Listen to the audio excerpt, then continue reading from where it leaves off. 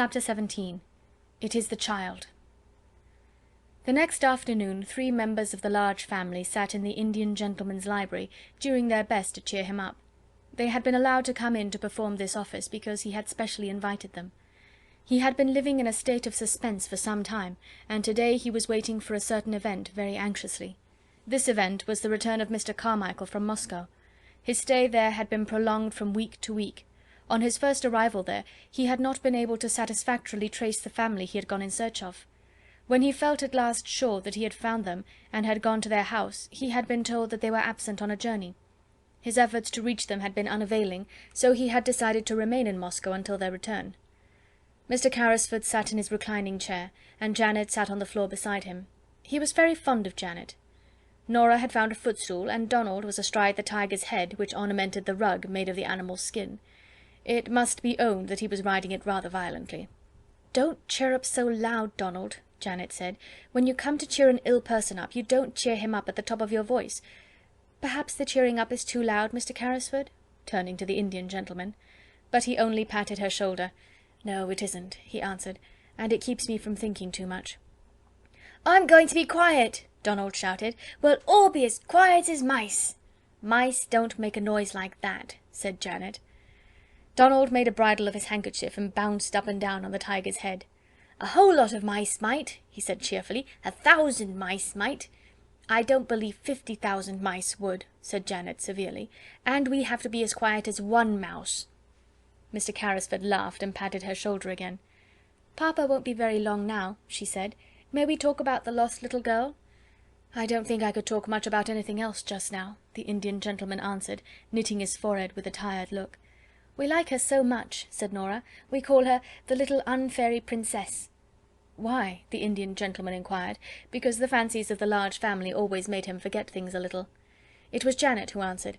"It is because, though she is not exactly a fairy, she will be so rich when she is found, that she will be like a princess in a fairy tale. We called her the fairy princess at first, but it didn't quite suit." "Is it true," said Nora, "that her papa gave all his money to a friend to put in a mine that had diamonds in it, and then the friend thought he had lost it all and ran away because he felt as if he was a robber?" "But he wasn't really, you know," put in Janet hastily. The Indian gentleman took hold of her hand quickly. "No, he wasn't really," he said. "I'm sorry for the friend," Janet said. "I can't help it. He didn't mean to do it, and it would break his heart. I'm sure it would break his heart." "You're an understanding little woman, Janet," the Indian gentleman said, and he held her hand close.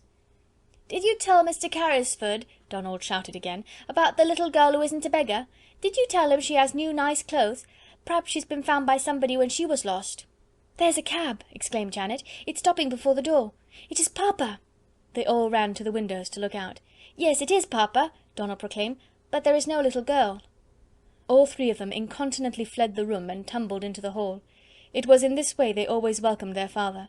They were to be heard jumping up and down, clapping their hands, and being caught up and kissed. Mr. Carlaford made an effort to rise and sank back again. "It is no use," he said. "What a wreck I am."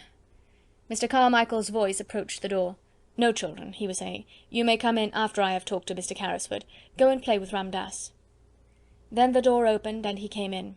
He looked rosier than ever, and brought an atmosphere of freshness and health with him. But his eyes were disappointed and anxious as they met the invalid's look of eager question, even as they grasped each other's hands. "What news?" Mr. Carlaford asked. "The child the Russian people adopted?" "She is not the child we are looking for," was Mr. Carmichael's answer. "She is much younger than Captain Crewe's little girl. Her name is Emily Crewe. I have seen and talked to her. The Russians were able to give me every detail." How wearied and miserable the Indian gentleman looked. His hand dropped from Mr. Carmichael's. "Then the search has to be begun all over again," he said. "That is all. Please sit down." Mr. Carmichael took a seat. Somehow he had gradually grown fond of this unhappy man. He was himself so well and happy, and so surrounded by cheerfulness and love, that desolation and broken health seemed pitifully unbearable things. If there had been the sound of just one gay little high-pitched voice in the house, it would have been so much less forlorn. And that a man should be compelled to carry about in his breast the thought that he had seemed to wrong a deserted child, was not a thing one could face. "Come, come," he said in his cheery voice, "we'll find her yet." "We must begin at once. No time must be lost," Mr. Carlaford fretted. "Have you any new suggestion to make? Any whatsoever?" Mr. Carmichael felt rather restless, and he rose and began to pace the room with a thoughtful though uncertain face. "Well, perhaps," he said. "I don't know what it may be worth. The fact is, an idea occurred to me as I was thinking the thing over in the train on the journey from Dover." "What was it? If she is alive, she is somewhere." "Yes, she is somewhere. We have searched the schools in Paris. Let us give up Paris and begin in London. That was my idea, to search London." "There are schools enough in London," said Mr. Carrisford. Then he slightly started, roused by a recollection. "By the way, there is one next door." "Then we will begin there. We cannot begin nearer than next door." "No," Carrisford said. "There is a child there who interests me, but she is not a pupil, and she is a little dark, forlorn creature, as unlike poor Crewe as a child could be." Perhaps the magic was at work again at that very moment, the beautiful magic. It really seemed as if it might be so. What was it that brought Ramdass into the room, even as his master spoke, salaaming respectfully, but with a scarcely concealed touch of excitement in his dark, flashing eyes? "Sahib," he said, "the child herself has come, the child the Sahib felt pity for. She brings back the monkey who had again run away to her attic under the roof. I have asked that she remain. It was my thought that it would please the Sahib to see and speak with her." "Who is she?" inquired Carmichael. "God knows," Mr. Carrisford answered. "She is the child I spoke of, a little drudge at the school." He waved his hand to Ramdass and addressed him. "Yes, I should like to see her. Go and bring her in." Then he turned to Mr. Carmichael. "While you have been away," he explained, "I have been desperate. The days were so dark and long. Ramdass told me of this child's miseries, and together we invented a romantic plan to help her. I suppose it was a childish thing to do, but it gave me something to plan and think of. Without the help of an agile, soft-footed Oriental like Ramdass, however, it could not have been done." Then Sarah came into the room. She carried the monkey in her arms, and he evidently did not intend to part from her, if it could be helped. He was clinging to her and chattering, and the interesting excitement of finding herself in the Indian gentleman's room had brought a flush to Sarah's cheeks. "Your monkey ran away again," she said in her pretty voice. "He came to my garret window last night, and I took him in, because it was so cold. I would have brought him back if it had not been so late. I knew you were ill, and might not like to be disturbed." The Indian gentleman's hollow eyes dwelt on her with curious interest. "That was very thoughtful of you," he said. Sarah looked toward Ramdass, who stood near the door. "Shall I give him to the Lascar?" she asked. "How do you know he is a Lascar?" said the Indian gentleman, smiling a little. "Oh, I know Lascars," Sarah said, handing over the reluctant monkey. "I was born in India." The Indian gentleman sat upright so suddenly, and with such a change of expression, that she was for a moment quite startled. "You were born in India!" he exclaimed, "were you? Come here," and he held out his hand. Sarah went to him and laid her hand in his, as he seemed to want to take it. She stood still, and her green-grey eyes met his wonderingly. Something seemed to be the matter with him. "You live next door?" he demanded. "Yes, I live at Miss Minchin's seminary." "But you are not one of her pupils?" A strange little smile hovered about Sarah's mouth. She hesitated a moment. "I don't think I know exactly what I am," she replied. "Why not?"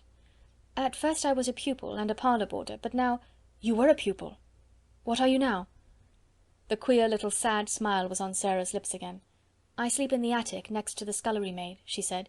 "I run errands for the cook, I do anything she tells me, and I teach the little ones their lessons." "Question her, Carmichael," said Mr. Carrisford, sinking back as if he had lost his strength. "Question her, I cannot." The big, kind father of a large family knew how to question little girls. Sarah realized how much practice he had had when he spoke to her in his nice, encouraging voice. "What do you mean by at first, my child?" he inquired. "When I was first taken there by my papa." "Where is your papa?" "He died," said Sarah very quietly. "He lost all his money, and there was none left for me. There was no one to take care of me or to pay Miss Minchin." "Carmichael!" the Indian gentleman cried out loudly. "Carmichael!" "We must not frighten her," Mr. Carmichael said aside to him in a quick, low voice. And he added aloud to Sarah, "So you were sent up into the attic and made into a little drudge. That was about it, wasn't it?" "There was no one to take care of me," said Sarah. "There was no money. I belonged to nobody." "How did your father lose his money?" the Indian gentleman broke in breathlessly. "He did not lose it himself," Sarah answered, wondering still more each moment. "He had a friend he was very fond of. He was very fond of him. It was his friend who took his money. He trusted his friend too much." The Indian gentleman's breath came more quickly. "The friend might have meant to do no harm," he said. "It might have happened through a mistake." Sarah did not know how unrelenting her quiet young voice sounded as she answered. If she had known, she would surely have tried to soften it for the Indian gentleman's sake. "The suffering was just as bad for my papa," she said. "It killed him." "What was your father's name?" the Indian gentleman said. "Tell me." "His name was Ralph Crewe," Sarah answered, feeling startled. "Captain Crewe. He died in India." The haggard face contracted, and Ram sprang to his master's side. "Carmichael," the invalid gasped, "it is the child, the child!" For a moment Sarah thought he was going to die. Ram poured out drops from a bottle and held them to his lips.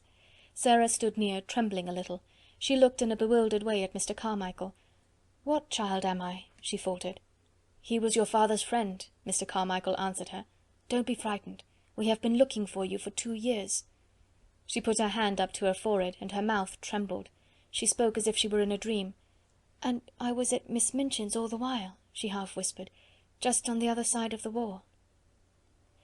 End of chapter 17.